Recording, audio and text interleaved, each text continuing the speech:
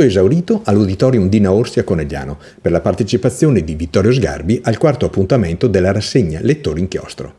Dopo i saluti del sindaco Fabio Chies, dell'assessore alla cultura Cristina Sardi e all'introduzione di Valentina Vendrami dell'associazione Artiglio, l'incontro si è aperto con un omaggio da parte di Vittorio Sgarbi al pittore Cima da Conegliano. In un luogo felice del mondo come Conegliano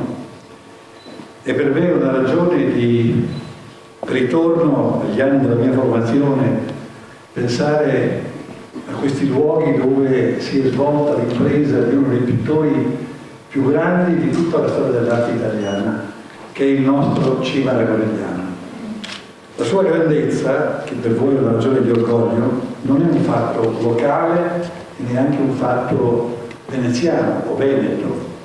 è una capacità di intendere la presenza straordinaria di Dio nella natura. La presentazione del suo ultimo libro, Michelangelo, Rumore e Paura, edito dalla casa editrice La Nave di Teseo, ha costituito il momento clou della serata, conducendo il pubblico attraverso una carrellata delle opere più rappresentative di Michelangelo e del Rinascimento. Ho fatto molti libri sui grandi pittori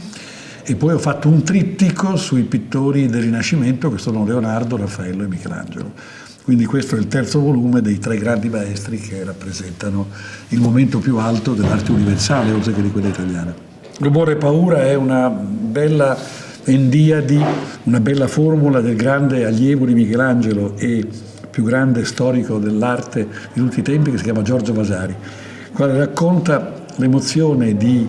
Raffaello quando entrò per la prima volta nella Cappella Sistina e provò rumore e paura, perché vide qualcosa una volta nella cappella che era così grandioso a sembrare come un nuovo momento in cui si creava il mondo. E quindi è una formula che indica come la forza di Michelangelo sia questo potente rumore come del momento in cui tutto si genera e la paura di chi sente la propria dimensione piccola rispetto alla grandezza del cielo. La serata si è conclusa con un lungo applauso da parte del pubblico e il tradizionale firmacopie dei volumi in vendita. Abbiamo chiesto al critico d'arte qual è la situazione dell'arte nel nostro paese. Lo stato dell'arte in Italia è indicato dalla grande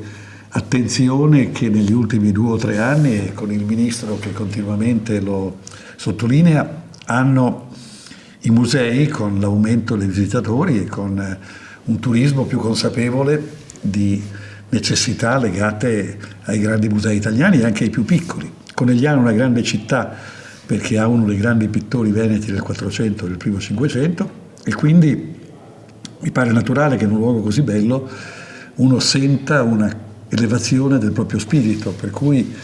credo che l'arte sia sempre una costante degli uomini e un conforto della loro vita, ma in questo tempo ci sia una consapevolezza più ampia